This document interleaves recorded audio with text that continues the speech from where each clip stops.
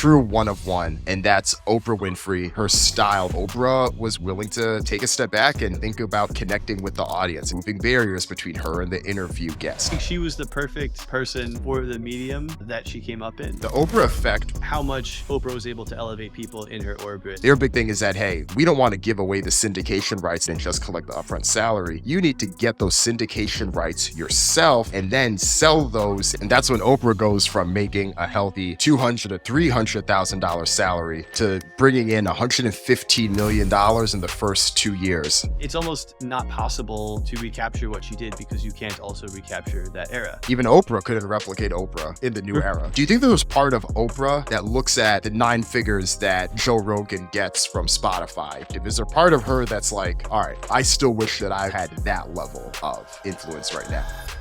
When I look back at some of the most popular breakdowns that we've done in Trapital, like Issa Rae or Tyler Perry or Will and Jada Pinkett Smith, there's one person that they often look to as the inspiration and the source for where their ideas come from, and that's Oprah Winfrey.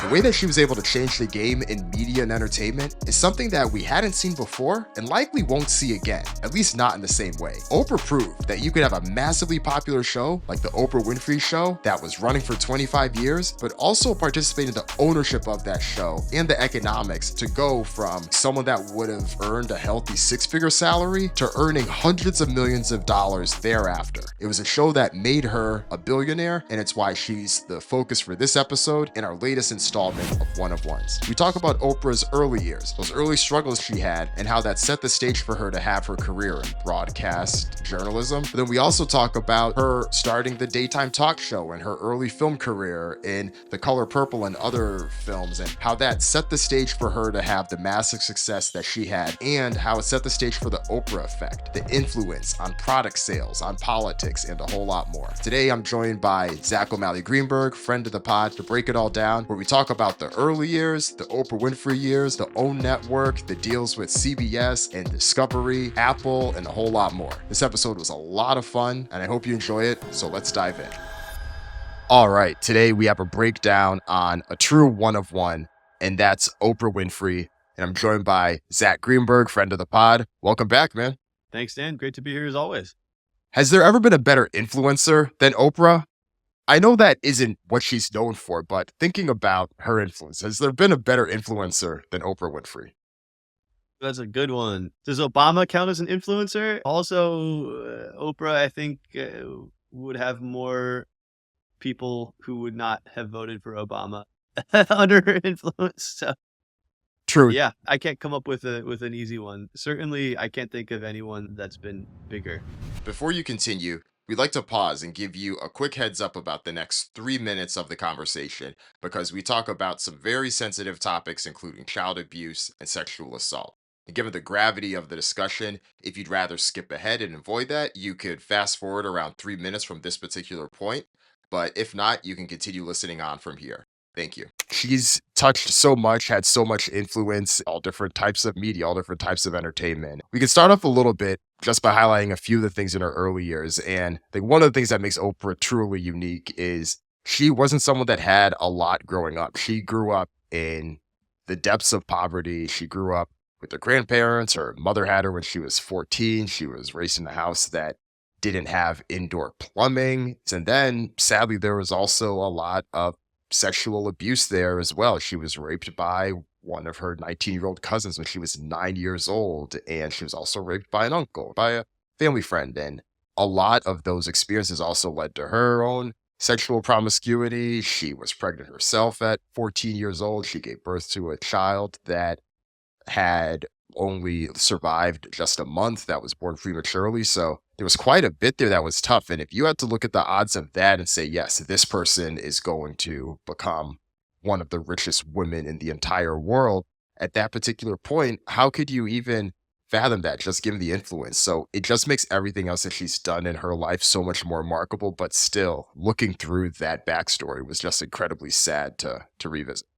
Yeah, we talk about the quote unquote rags to riches story, the American dream, making something from nothing. But I don't think you could design a more difficult circumstance to rise up from than Oprah had in every possible facet, from personal side of it to the financial side of it, the whole package. So it's just miraculous to just live a stable life coming out of that at all. And then to think about the heights to which she's risen, all the barriers that she smashed on top of that, that she had to smash even after going through her childhood.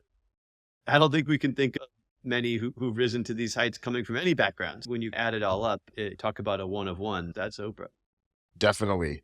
And looking at that experience for her, especially after giving birth to that child that didn't survive, it was a family member of hers that said to her, hey, this could be a turning point for your own life as well. And it was definitely some tough phrasing there, but she took that and really lived it. She started getting involved with speech competitions and these oration competitions. When she was in high school, she got involved with student government as well. She was a class VP. She also started participating in beauty pageants. She was Miss Black Tennessee. She won a Miss Local Fire Prevention contest as well. And this was actually one of her earlier points to getting noticed by people hearing her speak and being surprised that she could speak so well. But she, some of that learned to read early. She was reading at church and she would repeat the things that she would hear from the scriptures and sermons at church in a lot of these places. And that landed to her first broadcast gig. And that's another common thing we see. People that are starting these things as teenagers, they're getting their early experience. This is what she's been doing now for her entire career. Just again, remarkable. But I got to go back to misfire prevention. Well, I really want to know what that entails. And are there other kinds of designations, like for other civic kind of duties there? And where does it rank in the hierarchy of pageants and other things? I don't know, that'd be my first question for Oprah. But if I had a whole bunch of questions, I would really like to learn more about what the duties of misfire prevention entail. Right. I'm thinking like a Smokey the Bear, only you can protect forest fires. I'm thinking of someone. Yeah. So just flagging that for all the government officials listening here. At this point, though, this is when she gets heard after winning that Miss Local Fire Prevention contest, and she gets a job at WVOL. That's a local Nashville radio station, and she gets a on-air broadcasting job there. And at this point, she graduates from East Nashville High School, and she then starts going to Tennessee State University, and she starts working there at the radio station at school, and she's continuing her broadcast career. Then she gets noticed by some CBS affiliates that hear her on air and say, hey, do you want to come in and be part of our on-screen TV program? And she goes to her professor and she's like, I don't want to leave school to do this thing. I'm still in school. Should I do this? And her professor's like, what? Like, the whole reason you're in school is so you can get job opportunities like this that you have. You need to go take that job opportunity. So at 19 years old, Oprah goes and takes the job at the CBS local affiliate. And then that is her first time being on air. And she becomes the first Black female for the station to be on air and have her be part of the main broadcast for the show. Absolutely. And also worth noting, the pay at that time, $22K a year. She's improved considerably on the pay front since then. Although, to be fair, in inflation adjusted dollars, that's probably around 160 grand. But compared to where she got, just again, the journey is absolutely incredible. But I guess also coming from where she came from, having a full-time job and a salary of any kind, it must have been just absolutely life-changing. Yeah, I don't know. I looked at that inflation calculator, BLS.gov. I think some of it gets a little funky with the 70s, and there were some weird economic things happening there. But in any case, $22,000 went a lot further then than it does now, but still nothing compared to what she's making currently. Agreed.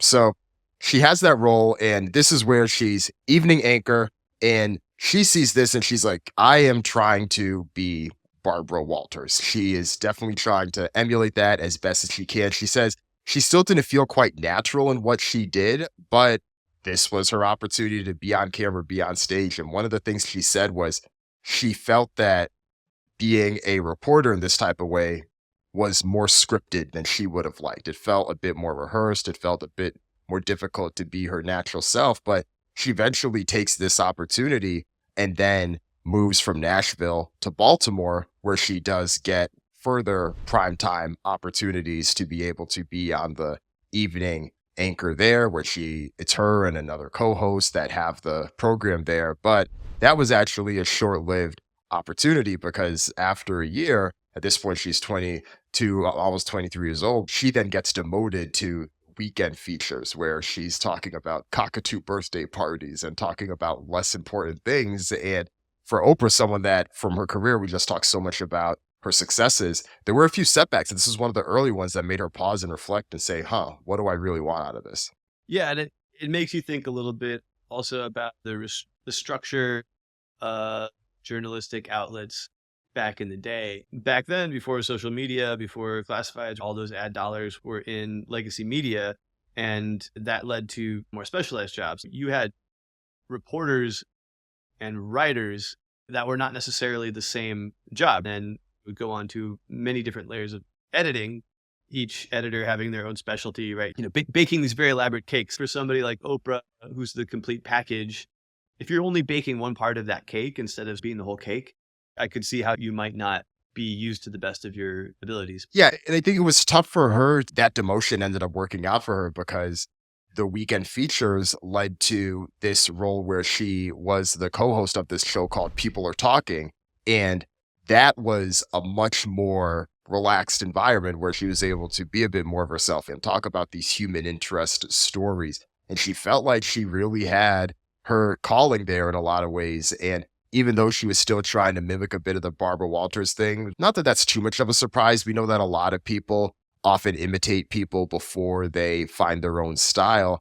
But this is also one of the first places where even though Oprah was making relatively good money at the time, she started to see that disconnect between her and others because she realized that her co-host was making a lot more than she was, but she had heard that her co-host has kids and he has a mortgage and he has a family. And because of that, we need to pay him more. And she's, wait, what? Why does that have anything to do with the performance? So she didn't put up a big fight about it then, but it was one of those mental notes for her that she then makes. And she's like, okay, noted. I will revisit this when the time is right.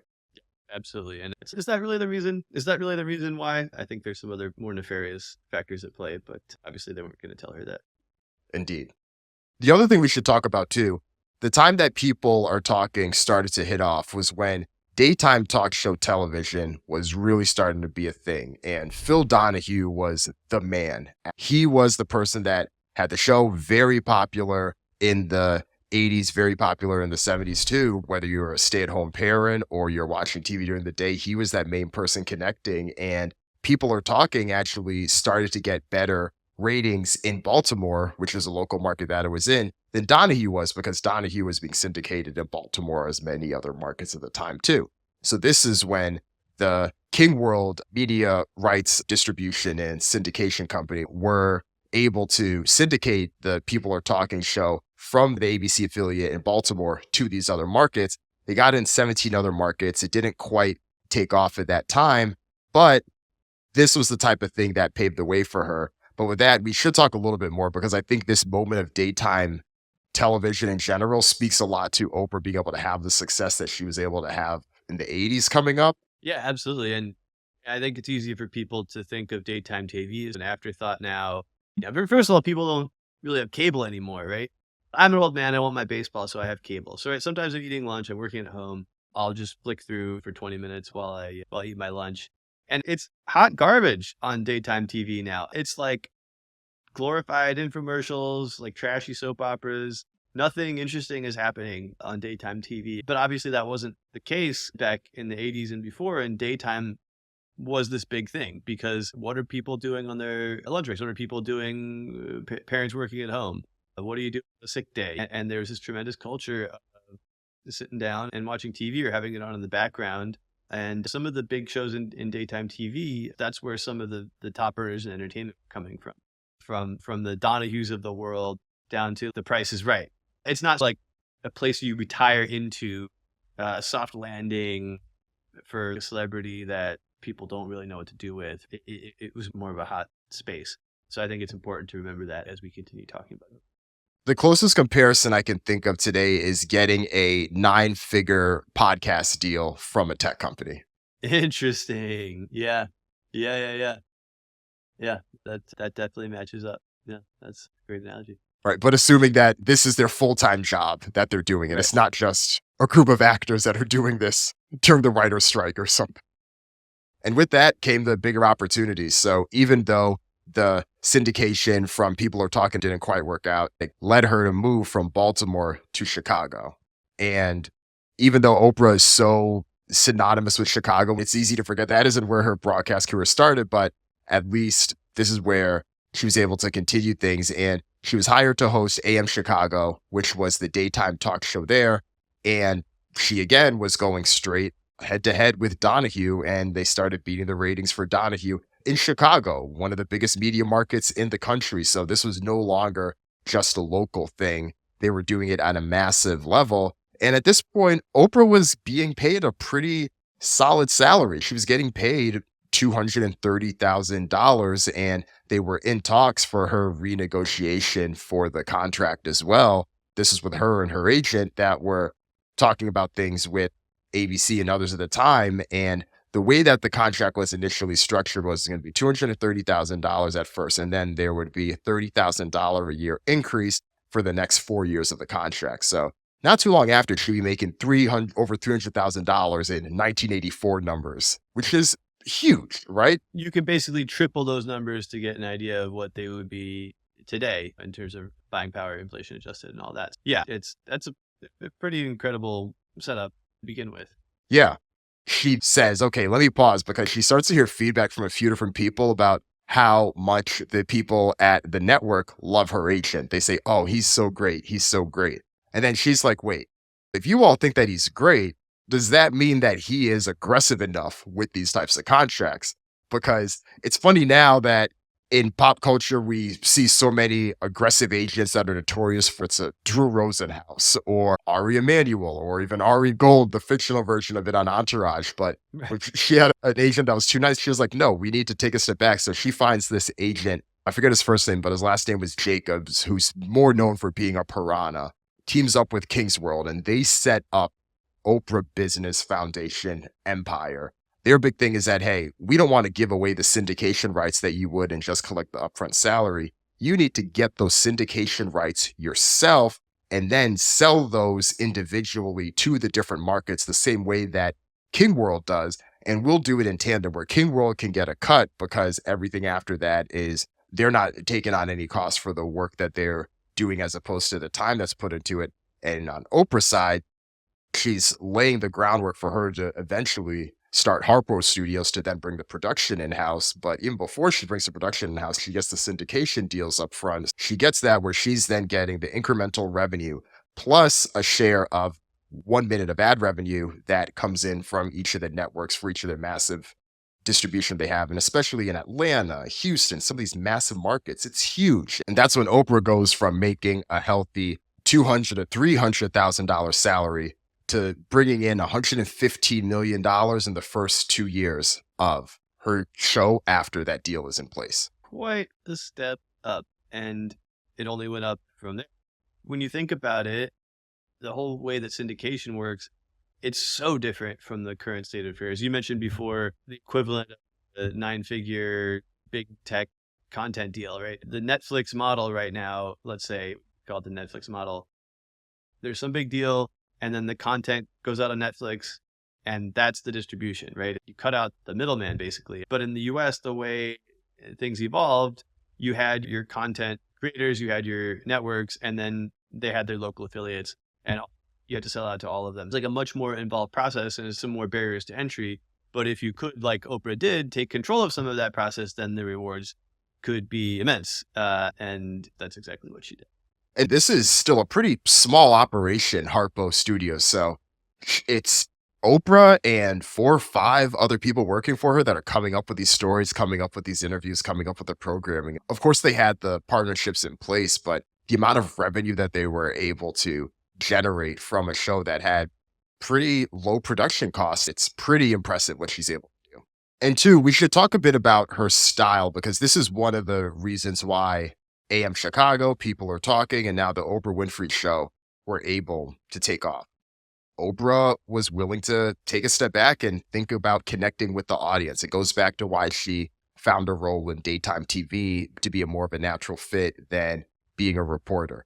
And the things that she did, removing barriers between her and the interview guest, having people on her couch as opposed to sitting in these types of chairs in these more structured type of setting, going into the audience and them questions, getting them involved. And even though Oprah was known as a celebrity, probably one of the most recognizable people, she always made it a point to seem like she was one of you. In a way where celebrities often seem so different, Oprah could be your mom, could be your aunt. She was someone that was just like the viewer. Absolutely. There was this layer of formality that was not necessary and in some ways an impediment. But in an era where news was delivered from a neutral point of view and less opinion was injected into it, the extra layers of formality served to underscore that. But as the world changed, there was an opening. Oprah was this transitional figure who was able to have that almost reality like familiarity without being trashy reality TV, right? She really made you feel like you were watching a real person, not just a celebrity. And that was her appeal. Right. She was able to toe that line that you were talking about because she involved the audience. She often took on wild subjects and got into it, whether it was having members of the Klan that were on her show. But it wasn't as salacious as Ricky Lake. It wasn't as trashy as Jerry Springer. She was still able to do it and still rise above a lot of that. Ricky Lake, side note, went to my high school and I had her global studies textbook. They passed down the textbook from year to year. And I got mine, and on the back it says whose book it is for that year. And it's Ricky Lake, Hastings-on-Hudson High School. Wow. Okay, that's interesting. Yeah. Small world. She was pretty young when she had that show. I think so. So I think it was early 90s. Good for Ricky Lake. Anyway, back to Oprah. Yeah. But it was really impressive how she was able to do that and toe that line. And one of the things, too, that did become a central theme with Oprah was her weight. She had lost 60 plus pounds in 1988, and she had that featured on the show talking about what she did and the dieting. She said she later seemed to regret that because her weight became a common tabloid talking point and contributed to a lot of the discussion and culture around weight loss and slim fast in the 90s and how they talked about celebrities. And that became a bit of a following thing for her, even more recently with whether it's her partnerships with Weight Watchers or how she's talked about Ozempic. And speaking about influence, just how there's certain things that she's prided herself for having influence on, but there's other things that I know that she's questioned how was that necessarily the best way to go about things. And it's obviously very different than how people talk about weight in 2024 as we're recording this now. Interesting to see her involvement with Weight Watchers, and we can get into that more later in her portfolio as it expanded beyond TV and sort of visual media. But what an interesting way for her to take something that was attached to her in a way that was maybe not how she wanted it to be and parlay it into an equity stake in this company and help being involved in Weight Watchers transition from Weight Watchers to like WW and more being and living your best and healthiest life kind of thing, as opposed to focusing on the cringy stuff that we recall from 90s culture, fat shaming and so forth, which, unfortunately is still around. At least we're making some progress here, but to take that and parlay it into equity, and I think it's a really interesting and clever way of operating. And it was something that was relative to her. And again, one of these things like makes her so relatable and why she really was truly unique in that type of way. If there's any decade that I think Oprah probably really resonated the strongest, I think she made even more money in the 2000s than she did in the 90s and maybe even in the 2010s. But I think especially the 90s felt like it was her decade. Some of the most iconic interviews that she had in the 90s. We should probably talk a bit about her Michael Jackson interview in 1993, because not only do the stats show that was one of her biggest interviews ever, but might be the biggest interview ever. I saw that there were over 60 million concurrent viewers of the interview and over 90 million overall. You're talking Super Bowl numbers for an interview. You just took my line, Super Bowl numbers. That's exactly what it was. She had this unique power to get the numbers, but I think part of it was that she was able to get big celebrities like Michael Jackson to sit down with her.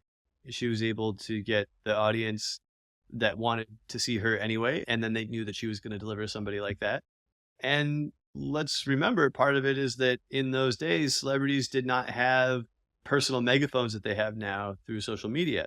If you wanted to put something out and reach as many people as you couldn't just go on Twitter, Facebook, or Instagram and TikTok, there was no megaphone bigger than Oprah. And if you were going to launching an album or a movie or trying to change the narrative, Oprah was Twitter before Twitter, right? I have some stats on the people that appeared on the Oprah Winfrey show the most. If you had to guess All right. which person appeared on the show the most, who would you guess? I'll give you a hint and say it's What a about, like musician. Dr. Phil? Oh, that doesn't count. That But doesn't he was count. a protege. We do need to talk about see. the people that she put on as being part of it, but I'll give you a hint. This is a popular singer in the 90s. Whitney Houston. Oh, not even in the top 15, which is interesting. Ah, But in the same group of artists, though, number one is Celine Dion. oh, what? 27 times. That's an average of more than once per year. And if we're just thinking about the time that Celine Dion was popular, like that popular, you're talking 3 times a year, twice a year. That's crazy. Wow. Okay. Yeah, Good for Celine Dion for figuring out where to go to get the exposure. Jeez. I know. Others that are up here, Chris Rock was on 26 times, Halle Berry 22, Mariah Carey 22, Patti LaBelle 22, Julia Roberts 21. Wild. People went and they came back often. I guess once you see the effect that it can have on whatever it is that you're releasing, then you want to go back every time you release something. It's like for all the effort that people put into these promo runs now, where they're like, oh, let's go on Kimmel, let's go on Hot Ones, let's go sneaker shopping with Complex. Just put me on Oprah and Yeah. I'm good. Yeah, and I'm done. You mentioned Dr. Phil earlier, so we should talk about the people that Oprah helped create in terms of their careers as well, because they were often featured as experts. So Dr. Phil, Dr. Oz, Susie Orman, and then your best friend Gayle King, who was also regular and in that orbit as well. She put on a lot of people in the same way that at the end of Drake's Pound Cake, Jay-Z's talking about Dame made millions, Jay made millions, Leor made millions. Oprah did the same. It's really critical to mention how much Oprah was able to elevate people in her orbit. And I noticed that at Forbes. I was the media and entertainment editor over there. I joined after Forbes had already pronounced Oprah the first Black woman to become a billionaire, and that was back in 2003. And I started a few years after that. But eventually I came to oversee the celebrity list, and you would see her proteges on there, like Dr. Phil, and Oprah was always number one on this list. And I remember, I think she had been number one. I don't even remember how many years in a row. Is she just going to be number one for forever? This is the most boring thing. But we didn't have to worry about it forever because she eventually went to start OWN, and that kind of changed her economics and her annual earnings. And so she wasn't number one every year anymore. But just to give you a sense of like the continued dominance of her earnings, she was earning 9 figures every year for I don't even know how many years in a row. And the consistency and the magnitude were just like off the charts. Massive. I look at her, I look at Seinfeld, I look at these other people who made their billions from the economic landscape that existed in the 90s and the 2000s for having an extremely popular show on broadcast networks. Yeah, the power of syndication. Maybe we're going to look back at the big Netflix deal era a few decades from now, and we're going to think about the same way. Oh, these people who had the specific juice that was needed to get a big Netflix deal. We should also talk about the Oprah Effect with Oprah's book club, because the massive success that thing had is impressive. Oprah wasn't the first person to have a book club, but again, we started this conversation talking about whether Oprah is the biggest and the most influential influencer because of things like the book club. So as I mentioned, she starts it in 1996, runs it 15 plus years, recommended 70 books total from the book club, was able to drive 30 million copies sold of these books, and responsible for generating $130 million worth of revenue from that book club. And that was just in the first year. It's a little bit difficult to determine, okay, did this directly come from Oprah? Does not directly come from Oprah? But you can't deny the influence. Having written numerous books, I can tell you without a doubt that being in Oprah's book club is like the biggest possible thing. It is the holy grail. It's bigger than any celebrity retweet, or if you get your book in Oprah's book club, you are set. Like you're going to have a bestseller. You're going to get another book deal. I can't even think of an equivalent in music. Maybe it's like Dr. Dre producing your whole album. It is unfathomable the kind of impact it can have, and just like the reverence within publishing that Oprah's book club has whispered about, like this godly thing that could happen, and you really can't expect it, but if it happens, it's gonna change it. When you had written books, was there a big push by your publishers or anyone with you to be like, all right, we can try to get on this stuff, but we really got to get on this list? I think with Oprah in particular, it's just such a revered and rarefied thing that you don't even talk about it, right? If you are blowing up to a certain level and if you have a certain kind of book, then maybe you have a chance. I think there's also a limited amount of political capital at every publishing house, and they're only going to use their asks on a certain number of books per year. You want to make the New York Times bestseller list. That's like the standard big thing. And you can get on there, I think, these days by selling 10,000 books in a week if it's the right week and the right bookstores, because the list is, it's got this strange methodology where online sales are different from in-person sales, and independent bookstores count more than Barnes & Noble, but then you factor in ebook sales. There's a little bit of mystique around it, and nobody knows exactly the ratios and stuff, and it maybe changes. Everybody tries to make that happen and goes out and has their friends buy their books at indie bookstores. But one Oprah book club appearance is like all that's guaranteed. You're set. Obama's book club is probably the closest one that I hear when someone mentions it nowadays, but I don't see the impact numbers from that. And that probably says less about Obama and just more about the media climate of 2024 as opposed to the way it was in 2004 or 1996. But I'm sure that's likely just a fraction. Yeah, there's only one Oprah. One of one, right? Yep, one of one. Exactly. And with that, we should continue to talk about the Oprah effect because some of the guests that she has on can also have big swings in politics, for instance. So the first time that she had political guests on the show was 2000. She agreed to have both George W. Bush and Al Gore on the show. And if you read the polling at the time, the two were pretty much neck and neck before they appeared on the show. Al Gore goes on the show, and he's pretty much Al Gore, straight to the point. One of the criticisms about him for years, not as much personality there. Meanwhile, George Bush goes on the show, energetic, goes in, shaking hands, kissing, and really doing the Clinton at Arsenio Hall. And the polling for George W. Bush goes much higher after that. Who knows? There could have been other factors. Obviously, there's a lot going on, and that was probably one of the craziest elections that we've ever had in the U.S. But that was one of the first times that people started to see the influence of Oprah in politics there. But then it goes to a whole nother level in 2008 with Obama. But even before 2008, as early as 2006, Obama's a Chicago guy. Oprah is also from Chicago as well. They start to connect.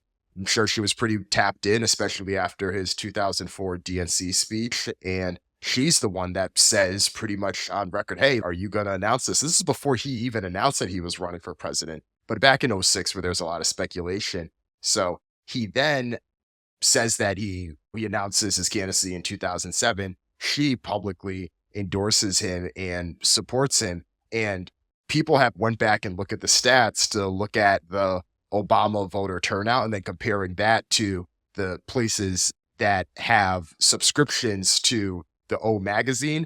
And people that analyzed it did say that, yes, we noticed an uptick in places where there was a considerable number of O magazine subscriptions, comparing that to counties that voted a particular way for Obama, even when they controlled for different factors. So they were able to quantify the Oprah effect on the 2008 presidential election.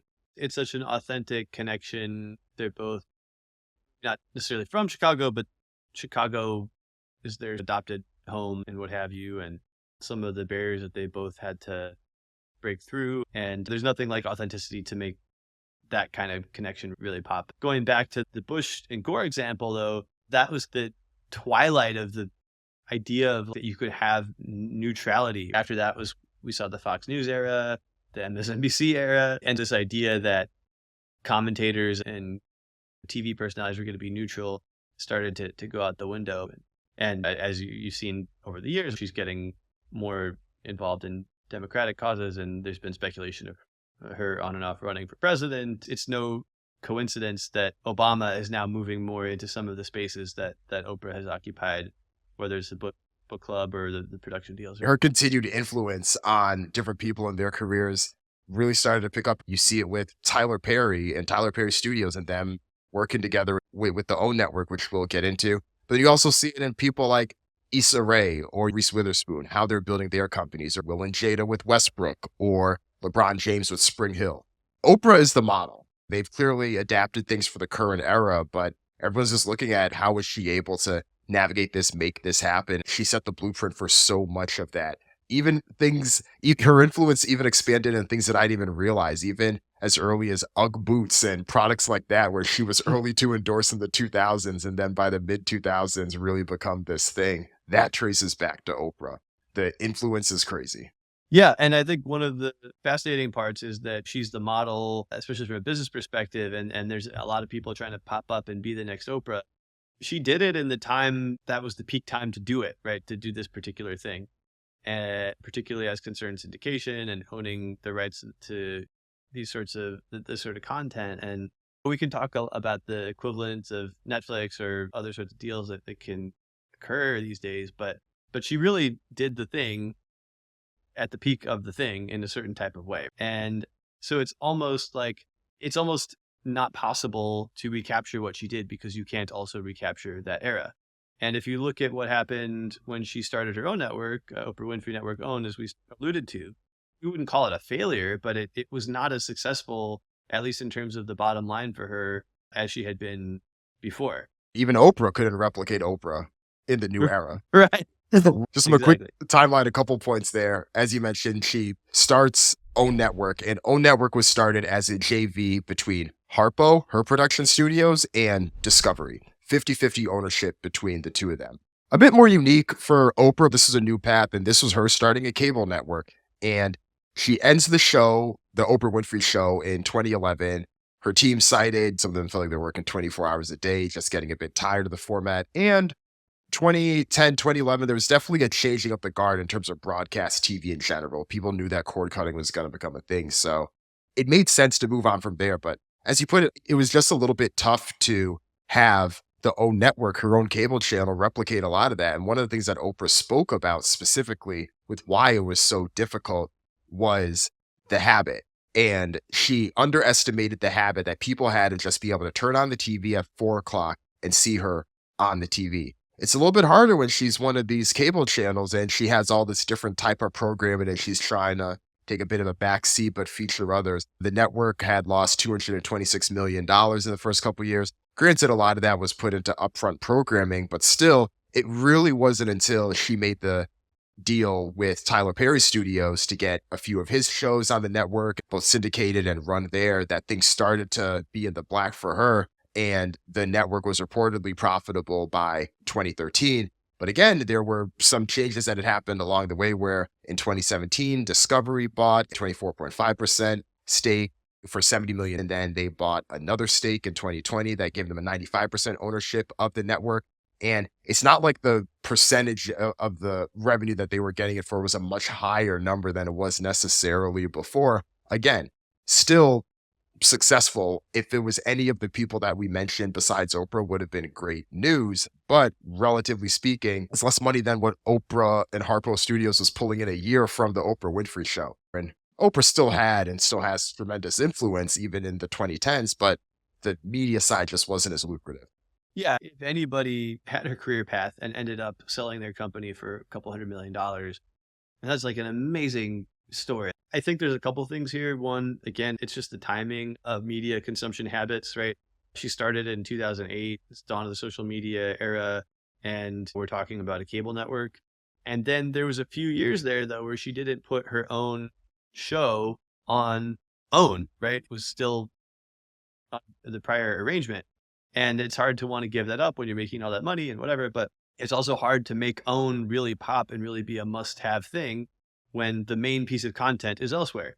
And I think that's the problem that you've seen with everybody other than Netflix, right? Even Disney, like there was a time where the rumor is Disney going to buy Netflix? Right? And then it could be Disneyflix. Imagine if they'd done that. They waited a little too long to launch Disney Plus in the way that they did. Same goes for some of these other IP holders. And as for Oprah, if it had been like, I'm taking everything to OWN, starting in 2008, she might have caught the tail end of a different part being an editor at Forbes at the time, and we were all waiting to see what happened, how that would impact her earnings. But by the time she finally took her show over several years later, I think she lost some momentum, and it was beginning to be even more of a different era. Not that it's been a failure. It hasn't been as lucrative as her prior arrangement. A bit of it was a misread in those early years of understanding what people wanted, because what people wanted was to still watch Oprah Winfrey on TV. And she had held that out for a little bit. She eventually brought it through, as you mentioned, but that was the habit that they wanted. And in some of these other streaming services, I agree, because we saw this play out even with Oprah's deal with Apple. So she was part of that early launch with all of the stars. Steven Spielberg was up there. That's when they had first announced the morning show. They had Reese Witherspoon. So they had all the Hollywood A-listers that were being like, hey, we're behind this. Apple has the war chest. Apple is going to help make this happen. But they came into the game so late that even if you fast forward to the way things are today, Apple TV Plus has amazing and great shows, but a lot of them barely get watched or barely get noticed, not because they're not good, but because they're on Apple TV Plus and because they're not on Netflix, because Netflix has been doing this longer than everyone else. They have the distribution. Going back to that habit piece, people are used to going to Netflix to see the stuff they want. That's why these other networks are selling their own shows be on Netflix as well. Max has a lot of content that they're putting on Netflix because they realize that's where the juice is, that's where the eyeballs. Whether it's shows like Cobra Kai or others, or even Suits, they get a whole new second life once they're on Netflix for that same type of reason. And just going back a little bit to the deal that Oprah had with Apple TV, this was a non-exclusive big deal that she signed 2018. It included the Book Club, her TV show. There were going to be Oprah conversations and documentaries, but that deal ended in 2022, and there wasn't that much that came from it. If anything, the more noteworthy things that Oprah's done in her career the past 5+ years have been outside of that Apple TV deal. It's two things I think of. It's the interview that she had done with Meghan and Harry, where she had said, were you silent or were you silenced? And that again was just classic Oprah, knowing the exact way to frame something and just building that trust immediately. And then the Adele interview that she had done right around the time that Adele had released the 30 album. I think that was in 2021. Those were the big things that she had done. And I think, again, Oprah still, if we're looking at the numbers, probably had one of the most watched interviews of the 2020s so far with either of those. So she continues that streak. So she's picking her moments clearly, but we're just in such a different landscape than we are now. Yeah. And again, back to the megaphone piece, right? It's these stars don't necessarily need that megaphone. There just aren't that many big interviews. Big interviews aren't really a thing anymore in the way that they were. And yeah, she's doing as much of that as anyone. Stars have their own megaphones, and Tom Cruise can jump on his own couch and put it on wherever he wants. It's just a different world. Here's a question. Do you think there was part of Oprah that looks at the 9 figures that Joe Rogan gets from Spotify, and not one of these 9-figure deals that just came and went and nothing came from it, like actually earning the money because so many people are listening to him, and looking at that and being like, I used to be that person in the 90s and the 2000s. I used to be the person, and looking at his money, or even looking at the Howard Stern piece and knowing that she's still fine, she's doing her thing, but at least from the influence perspective, is there part of her that's like, all right, I still wish that I had that level of influence right now in today's era? I think it's hard to imagine Oprah sitting at her mansion in Montecito being like, God, I wish I had more anything. And I think she has so much influence, it would be hard to really think about wanting more, and so much money that it would be hard to think about wanting more. But yeah, to your point, could she have been Joe Rogan in that medium? Like, could she have been the Oprah equivalent? Right. Could she be a top 10 podcaster? Yeah. Instead of launching OWN, she had just gone straight to podcasts, and that was her thing, and that was going to be her medium. Maybe, but with her, there's like these visuals of comfort, and you're sitting on her couch, and it's just this like whole thing. It's a little bit different, and I think also successful podcasters have to be like a little more irreverent, and certainly Oprah was different from the sort of buttoned up formality of television back in the day. She's not as off the cuff, and certainly not as profane as some of these big podcasters, and the level of informality has gone up another step. Yeah, I think she was the perfect person for the medium that she came up in, and she's really great in any medium, but I don't know that she would have been quite as astronomically successful in another medium. Yeah, I think that's a good distinction about podcasting too, because I'm thinking about the most popular podcasts that reach women, a show like Call Her Daddy, which takes that to a whole nother level in terms of just the informality and the subject matter and the things they talk about. The way that media is set up right now, a lot of the top people in broadcast are pretty much around that 20 million a year mark. There's very few, unless you're truly owning the show, like a podcaster or something like that are really doing more than that. I'm thinking about like a Stephen A. Smith type deal at ESPN, or like a Norah O'Donnell at CBS, or Troy Aikman and Joe Buck, or any of those people, or even Tom Brady. That's pretty much what they make. And that's chump change in a lot of ways to Oprah Winfrey. I'd be really interested to compare those numbers to the inflation adjusted numbers of 20 years ago. Is the difference due to the personality, or is it due to the medium? Back when the television side of things was the main part of the game, was there proportionally more money to attach to some of the big stars that were involved? I think probably yes, but I'd have to go back and run some numbers. Yeah, I would agree too. We should talk about, though, before we close things out, do you have a meme or Oprah moment that she's probably the most synonymous for? Oh yeah, I think it's you get a car and you get a car and you get a car, right? If you could, that's the first thing that pops into my head. That's iconic. There are now commercials that play off of that for other products that are not cars, right? It's so iconic that I think it's one of those things that our kids are going to look at and they're just going to think it's something somebody says and not even know that it was an Oprah thing. It's that much part of the culture. Yeah, You Get a Car is probably the biggest one. I'd also mention her scene in The Color Purple in the cornfield that you always see come up. And she spoke about that as well, and just the influence there with Quincy Jones and their relationship. There's that quote where I think maybe actually was Barbara Walters that asked her about her relationship with Gayle King, and she's brought to tears and she's like, I don't know a better person. That whole friendship, anytime I had a tough time, if I wasn't talking to Stedman Graham, her partner, she was talking to Gayle King about. From a light note, it's either you get a car, or Tom Cruise jumping on the couch.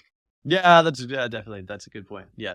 The jumping on the couch, I think, might be a more iconic Tom Cruise moment than an Oprah moment. And maybe that's good for Oprah. It's like pretty weird.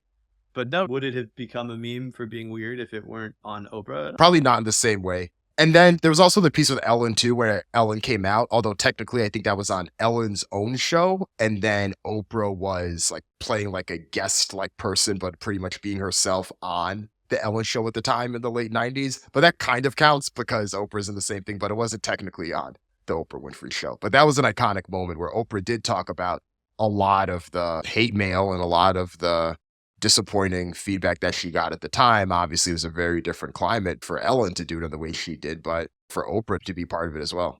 Yeah, that's another great one. A really great point about how Oprah's on the forefront, and I think especially given the places where Oprah grew up and some of the sort of preconceived notions and prejudices around sexuality, like I think an especially impressive platform for her to give. For sure, indeed.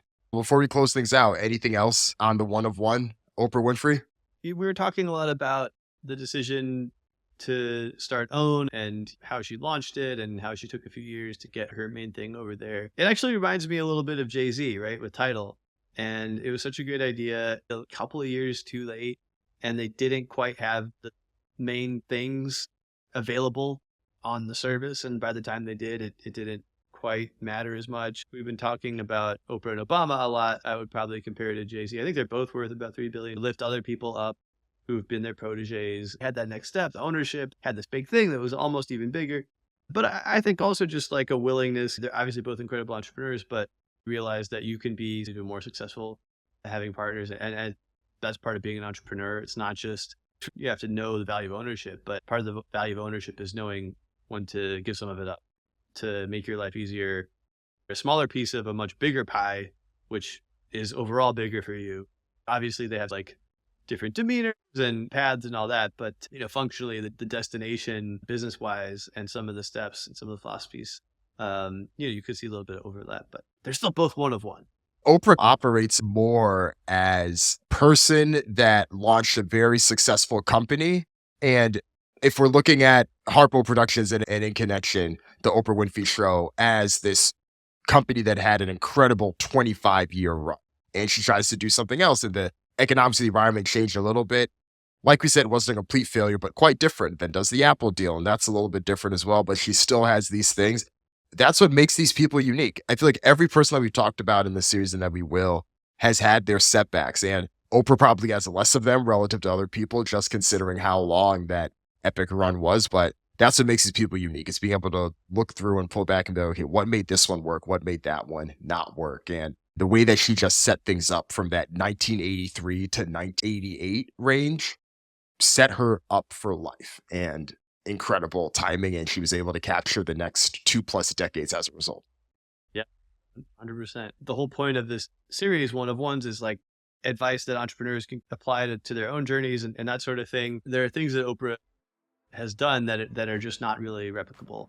Some of it you can take bits and pieces and add to your own entrepreneurial story, but sometimes you just have to sit back and be like, wow, that was a one-of-one thing. That's Oprah. Yeah, indeed. Thanks, Zach. This was fun. Appreciate you coming on. Yes, absolutely. Always a blast.